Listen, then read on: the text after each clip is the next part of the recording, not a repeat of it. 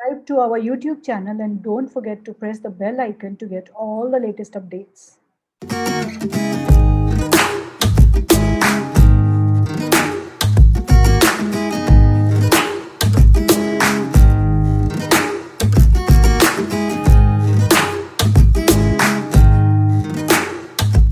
Hello everyone, my name is Hemant and I welcome you to the Inkpothub media. Today we have with us Mr. Harish Kumar. Mr. Harish is an FPM scholar at the prestigious MDI Gurgaon, a commerce graduate and an MBA. Before joining the FPM program, Harish also coached more than 500 students for the JRF journey.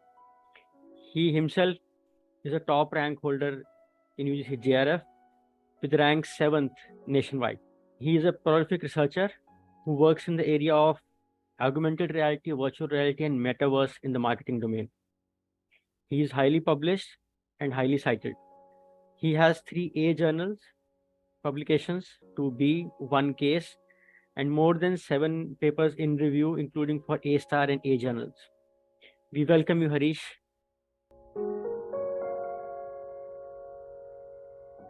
Thank you so much, sir, for the kind introduction. So, Harish, we are very curious about the research output that you are generating as an FPM scholar, and we wish that it goes up by leaps and bounds as you progress in your career. So, our questions will be focused on your research journey, your publication journey, so that all the scholars who are undergoing their FPM can learn from you, can draw motivation from you, and can also do course correction for the publication thing. So the first thing that I'm very curious about is you have so many publications lined up, published. What is your daily routine when we talk about the research writing and writing for a journal? Okay, so for me, as a researcher, you has to be daily updated what's happening in your area of domain, and it has to be, both ways. It has to be with the pace of the industry. For example, there are so many industry reports, there are so many use cases that are being created every day by the different across industries. So what I do is I am pretty active on LinkedIn, and I follow the different influential people on AR, VR, metaverse, in particular with retailing and some other stuffs. So that keeps me, an update what's happening in the metaverse and AR, VR industry. And at the same time, I also, follow updates of the top researchers who are, good big names in the XR research. So I simultaneously I get updates, what journals are publishing, what the researchers are doing in the what's the current state of art. So that's how I try to, see are, and also it helps me to identify the different gaps between what the practitioners are talking about, what the academia is talking about. So that helps a lot, so that's what my daily routine is. So I keep myself updating on a daily basis, at least 3 or at a weekly basis, not if at a daily basis, then at least I update myself weekly that what's happening, what's new coming up from the research area, and what's new coming up from the industry, and that's adds a lot of value. So here I'm going to take a break because I have an announcement to make. This is about the FPM program offered by the SPGN Institute of Management and Research, Mumbai. I recently visited the campus, met a lot of professors and students. I witnessed the world-class infrastructure and ecosystem which is designed to develop high-caliber researchers and faculty in various management disciplines. SPGN Institute of Management has institute-level ACSB accreditation, and the FPM program is AICTE approved. I learned that the program is of 4 years, which is further split in small cohorts, which is a combination of relevance and high rigor. All those students who are going to do FPM program will have an access to SPJIMR's wide network of 3,000 family-owned businesses, 800 NGOs, over 100 corporates. It is interesting to note that it caters to the scholarly needs of both working professionals and full-time participants. All those full-time participants are required to stay on campus accommodation and they are offered a very attractive stipend. Anybody who is interested in applying the FPA program at SPJIMR, feel free to write to me at anita@inkpothub.com. Now let's resume the video. Great. So, what is the process that you follow when you sit and write for any journal?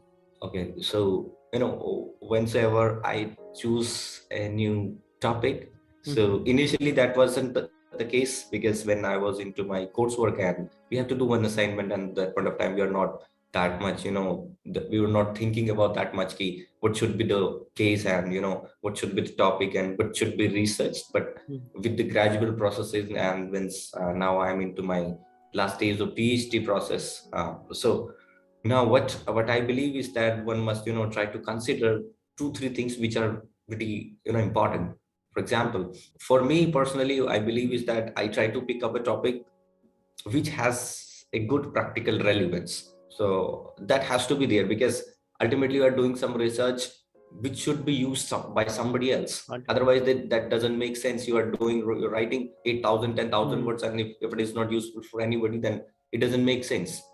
So basically science is for the better, making your world a better place, solve somebody's problem, or it should add value to somebody else. So that should primarily be the case.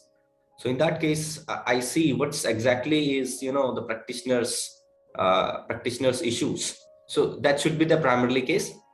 And so what I do is generally I look at what's the practitioner's problem, what they are actually facing with respect to AR VR. So my deeper area of inquiry is consumer behavior towards these technologies. So what I understand that managers even don't have much understanding about how AR or VR could be introduced in order to making their product offerings, their new product development, their customer services, or their distribution system, to strengthen their distribution channel and all that. So that's where I understood there's a gap between the manager doesn't know much more about it. So this is something that could be done. So first thing is try to understand the practitioner's perspective, what they are suffering, and try to solve that problem.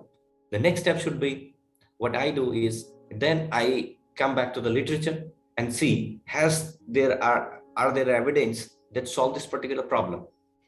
So I typically look at all those areas. Has anybody attempted to solve this problem earlier or not? Then I see that yes, there is a gap, that this is actually something that needs to be done but hasn't been done, and that's where a role comes. So now I have found my problem, which is actually relevant and interesting, and then I solve it. I try to solve it, and then last step would be don't stay with your first draft or second draft. Don't get attached with all these things. You have to be brutal with yourself, because it takes a lot of pain to write 8,000-10,000 words and then rewriting the all together. So at least revise it again and again. Although research is not perfect, but it can be better and better. So until you feel that this is the best you can do, don't stop at that point till that point of time. See practitioner's view and then map it with the existing literature and then keep revising it. I think that's make a good paper. I love the step-by-step process. And one thing more, over a long period of time, I have always found that the research mostly reaches the classroom very late, as per the context. I mean, the frameworks that we see still being taught are from the 90s, from the 80s. And you starting off with this practitioner's problem is a very respectful situation for me to hear that, oh, someone is trying to work it backwards so that it can benefit the practitioner as soon as it reaches out. So for me, what I believe is that, the whole theoretical frameworks and the typical theories that we as marketers use, I don't think in this cutting edge technological environment and so much, expectation rise in the customer experience and so many things coming up, the existing old typical theories cannot withstand relevance in this contemporary situation. There are certainly needs for a lot of extension or at least replacement and substitution of those theories with the new ones. So that as a researchers and as an academicians is our work to what makes better, what works in this current environment, and how to extend all those all theories in the current today's context, so that it better able to decipher the consumer behavior or all those stuff. So that's what I believe also. So the next thing is publishing in top tier journal is a long horizon process. The review can take a long time. There can be revisions, there can be rejection, acceptance, or whatever it is. So how do you keep yourself motivated for the long horizon, long run game? So motivation is undoubtedly an integral part of a PhD process. You cannot do your PhD until you are self motivated enough. So, and that self motivation is very pertinent to individuals. So I might have some self motivation, somebody might have different kind of self motivation. So it depends. So I am motivated for my own reasons, for my family, or maybe something else. So that is something that has to be there. But yes, of course, I do agree with you that motivation is very important, and you have to find your drive, and you have to keep reminding yourself that particular thing, that this is something you have to do, and this is for what you need to do that. So who do you go to? What do you do when you feel overwhelmed, stressed, tired, and have writer's block? So yes, obviously there are points when you get too overburdened with information, or get sick with so much continuous facing your laptop. So what I do is, I'm a child lover, so I start disturbing my hostel mates, my junior and seniors. I go to their rooms. I ask them, let's make some tea, let's make some coffee, and we start chit chatting. We start playing cards or something else, and that's how I get myself refreshed. Great. So how do you find friends who can help you with the problem you are facing, methodology related or idea related? So how do you connect with them? So see, there was our one senior, Brajesh Mishra ji. So he was my senior, and I was fortunate to have his guidance for 1 year when he left MDI. Then, so whenever, at that point of time, I was doing my PGPM at MDI as my first year of PhD. And so I didn't know much about my PhD, what is research and all that, but I was doing that MBA, typical MBA stuff. But whenever I got a chance to interact with him and all that, so he started creating an environment where the power of peer communication was evolved as an environment at MDI, which this is my personal opinion.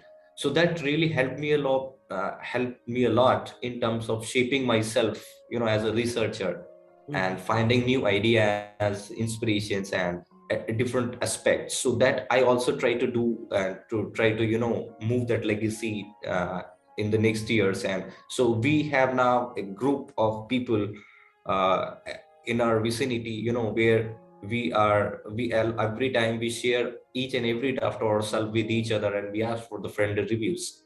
So some of them, Saurabh ji is from hobby area, Nikita Tuli is from marketing area, and several other scholars. So what we do generally is, for example, if I write a paper, I will ask both of them or three of them to review that paper.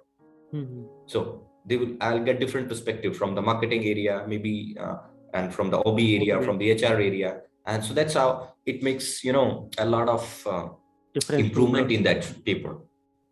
So yes, of course, peer, in a PhD process, peer communication and peer support is undoubtedly important. So, do you have any advice for scholars who are just starting their PhD journey in terms of three things, especially? One, how to choose a journal. Two, how to go through the process and be patient. And three, how to keep on improving. So for choosing a journal, there are so many things. I have got a lot of rejections in my PhD journey. A lot of, many of the times the reason was, it's not a good fit for the journal. But still there are other meanings to it. For example, many of the times the editor doesn't get reviewers for your paper. So that might be the case. But finding a good journal, there are tools. For example, Elsevier has its own tool. Wiley has its own tool. So you type on Google that journal finder for Wiley or something else, and you can paste your title and abstract, and then it suggests some suitable journal that matches with their. In addition, you can go to your bibliography and see which journals, papers you have cited Quoted most the of the most. time. Highest citation from the journal could be a good match. Last one is you understand this process by publishing again and again. So when you start publishing, when you start 4, 5, 6 publications, then because if you have published 6 papers, then it is why obvious that you have got 15 rejections too in your initial journey. So now you are familiar with 15, 20 journals, and the intuition also gets attuned. Yeah. So now you're familiar with 15, 20 journals already. So now you have a fair idea that what kind of journal it is, what kind of quality does it expects, what kind of methodology does it expects, how quick their process is and all that. So it's a time-taking process, but when you start floating your papers across journals, you will learn it by time. And how to stay motivated after despite rejections, because yes, as you said that if you have published 6 papers, you might have received rejections from 15 plus journals, because that's how you evolve. So how do you take the rejection and keep moving forward? So it's very important in the initial years of the PhD, I would say, because at that point of time, you are not very sharp at writing, you are not very sharp at methodologies, and you are not very sharp at, grip on your area of interest too. So it's highly likely that if you target a good journal or a top journal, they will, reject your paper. So that's also happened with me, that I got rejection from JBR and on those stuffs. But the best thing is, you have to believe in yourself.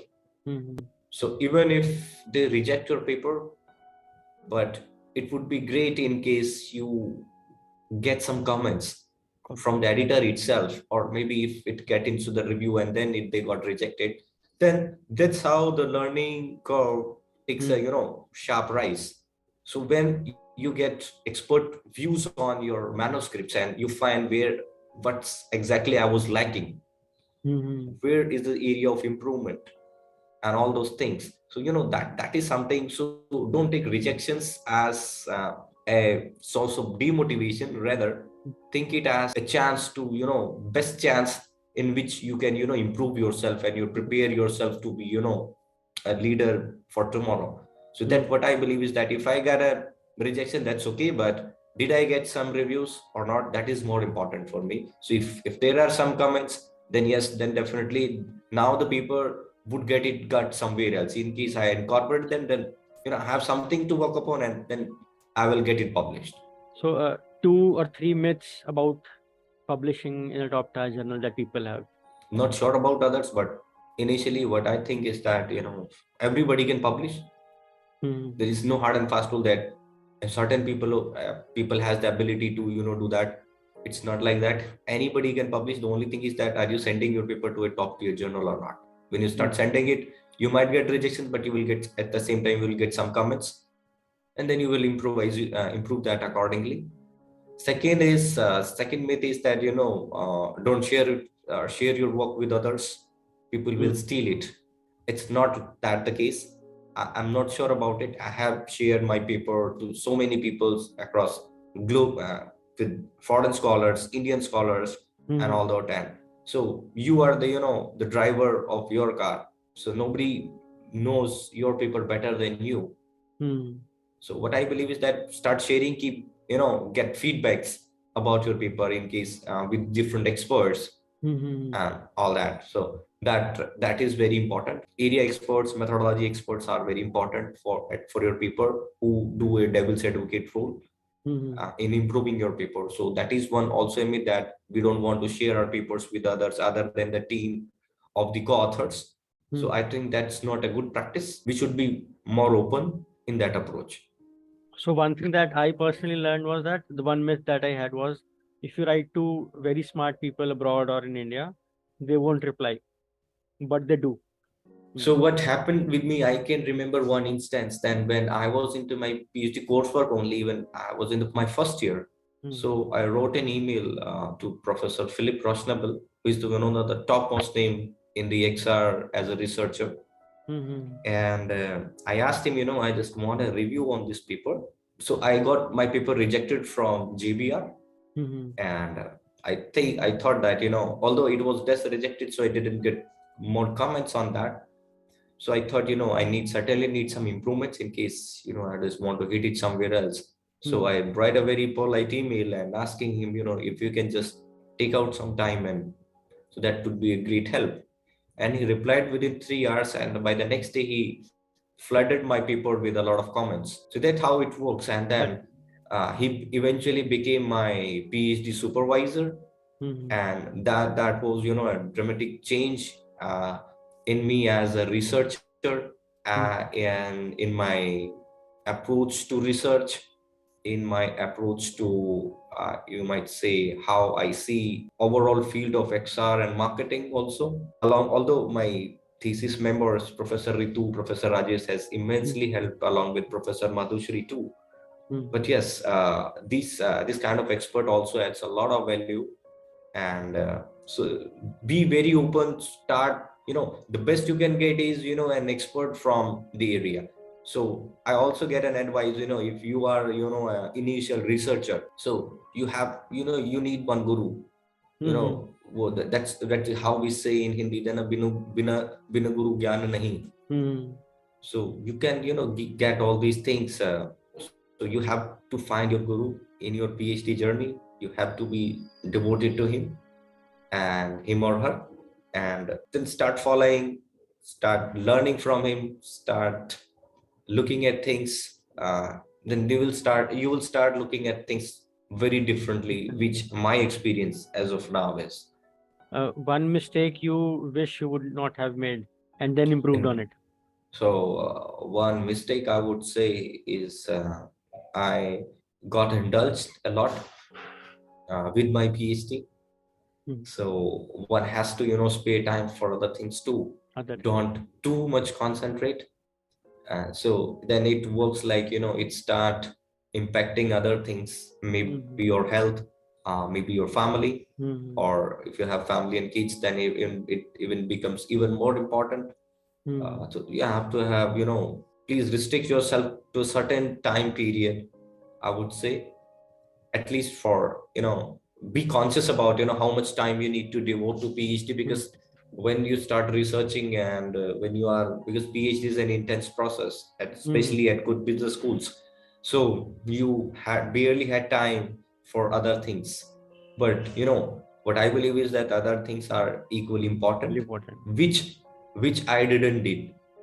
So I was completely immersed into my PhD. But the best thing with me was, obviously, that was not, I would not say it was the best thing, but yes, in some ways it worked. Why? Because when my coursework, so for the 2.5 years, for the 2 years, there was a COVID, and I was at home. I was able to, adjust that family and work balance. Compensate for that time. Yeah. But when now I'm back in my campus, so then, because now I am almost done with my PhD, so now I don't have that much burden. But what I can imagine is that if I would have been in the campus for those 2 years, then I would have, missed out on many incurred things, such issues and all that. So just think about it consciously, that how much time a PhD requires from you, and then are there other things that also needs your attention while you are in your PhD. So that's very important, because everything is not PhD. That is also important. Your relationships, your families, your health, and other things are, I believe, are more important in terms of priority. So how did you take your first rejection, and how did you take your first acceptance? So I think I talked about my first rejections when I reached to Professor Philip. And in terms of first acceptance, I devoted that to my father. So my father and mother, I devoted my first publication to them. I guess they really hard worked for, what I am today. And so I just wanted to dedicate to them, although I'm, kind of a neutral person. So I'm a big follower of Bhagavad Gita, and I don't make become more very happy in case of happy situations, and And too sad saddest in in terms of sad tough times. situations too. So I didn't jumped out of something else or something. That wasn't the case, but yes, I was contented, I was happy, and I simply devoted it to them. That's how it is. Great. So one productivity secret that you wanted everyone to know, and one that put your publication journey on nitro boost.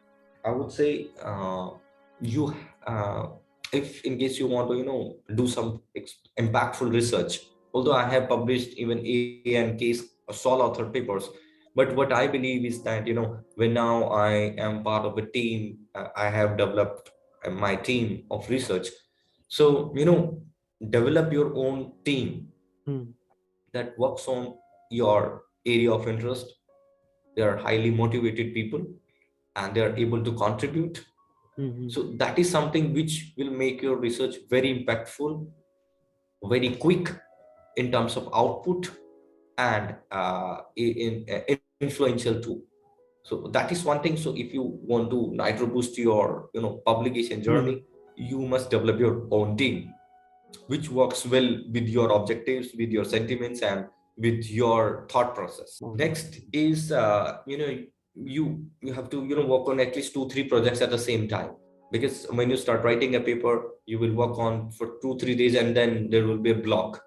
You'll not be add a lot of value to that paper for the next 4-5 days. So you must have another paper in hand, and then it refreshes your mind with new ideas and all that. And then most of the time what happens when you are working on your second idea, the first gets the first most productive ideas for paper one comes during when you are doing your second paper. So that is very important. So try to work for 2-3 papers at same time. So that helps you recollect your informations, refresh your mind, and that improves your productivity and better ideas and better creative ideas. That's add a lot to the paper. I personally loved this point that research output is a team sport. I mean, having a team with you can help you discuss stuff, can help you structure stuff, can help you learn from each other, and also bring all the competences which all of you, an individual may not be having at that particular time. Exactly, because you cannot you cannot be expert of everything. Yes. And if you try, so you can do that, but it will take into 5 times. 5 times than it would take in a team. So that's how it is. And but it shouldn't be the case that you're doing 15 people's co-authored paper or something else, even if it is until it is not necessary. Although there are cases when it becomes important, where the different professors collapse and they do a marvelous paper. But most of the time it should not be the case. And you are teaming up with and then make it profession. Because nowadays people, what they do is then start publishing whatsoever their order name is in terms of their author as an author.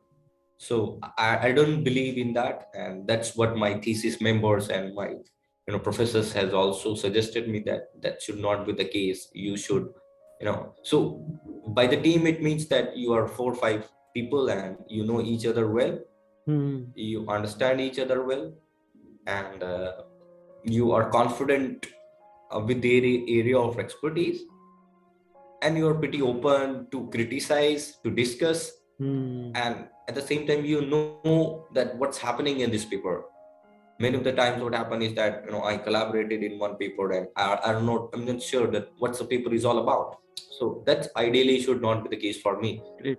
So the last question for this one, what 3 or 2 courses that you independently took that helped you become the researcher that you are currently? They can be in-class courses, they can be the online courses that you ever took ever. So I would say in my PhD journey, there was 2-3 courses that that really stimulated my mind. First one, I would say there was a course by Professor Jaideep Mukherjee on marketing models. So I was not from a mathematical background, and the course was based on marketing, how to design, how to understand marketing from a modeling perspective, where you need number crunching and all that. But I was not understanding it well, and then I deep dived into it, and that's how I start learning a lot of new things, that this is another way to look at marketing that I never thought. And that was the first trigger. There's so much to learn. There are so many new ways to look at a single aspect. And that's, the PhD journey is all about, as a doctor of philosophy, you start looking at things in a different way when you were before PhD. So you start looking at things, you start reacting to it in a different way. And the best way is to not to react. And lastly is, you absorbs a lot of things. You become cool, composed, calm, and you perform way better. So that's how, so that was marketing models was very important. So the case writing was also, very helpful in case of, understanding pedagogical way to integrate my area of domain, that is marketing. So, it is equally important, whatsoever you are researching or whatsoever you are doing, how to, introduce in the classroom. So that was also a important learning. So I published my case with Ivy, and then another course that I would say was very important was contemporary issues and research and creativity in innovation. One was taken by Professor Ritu, and another one taken was by Professor Madhushri. And both of them, the first one, research and creativity in innovation, was an elective subject. So that helps you understand the other domains. And so that allows you to build your academic profile as interdisciplinary researcher. So, and second was this contemporary issues in marketing, that allows you to understand, what's now happening in the area of marketing. So that is also very important, that it keeps you update on the new trends, how they are shaping the overall domain of marketing. And then that helps you better identify your area of interest. Apart from that, I would suggest is, don't restrict yourself to the courses a business school offers. Rather, there are some independent things that one needs to done in, more importantly, you have to grasp at least 2-3 methodologies, pros and cons. So YouTube is, flooded with different courses where you can learn by free. At least one might learn, structure equation modeling, maybe using AMOS, PLS, how to, do qualitative research. That is also equally important, for the theory building, qualitative research is very important. So one might, understand the basics of, how to write a research. And secondly, there are seminars and all that by different respected professors. They share the nuances about, the different ways to develop a paper, to write a paper, to perform a methodology and all that. So one has to, keep doing that. So workshop, conferences and all that, one must also look at continuously throughout their PhD journey, so that at the end of the day, you shape as a better researcher. Oh, great. It was a great interaction, Harish. Thank you so much, sir. It was an also eye-opener for me, especially 3 things. One thing, research is a team sport. Second, research is not everything. You have to devote time and focus on other aspects of your life also. And third one is, in every rejection, there is a learning. It was nice having you with us, Harish. Thank you so much. It was nice meeting you. I'm sure our learners will learn a lot from you, all the scholars who are aspiring to do high quality research and a PhD. Thanks, Harish. Yeah, have a great time. Thank you. Yes. It's great to see you all here. Thank you for watching our work. If you have not subscribed to Inkpothub Media, then please hit the bell icon and subscribe to our channel and support research celebrations in India.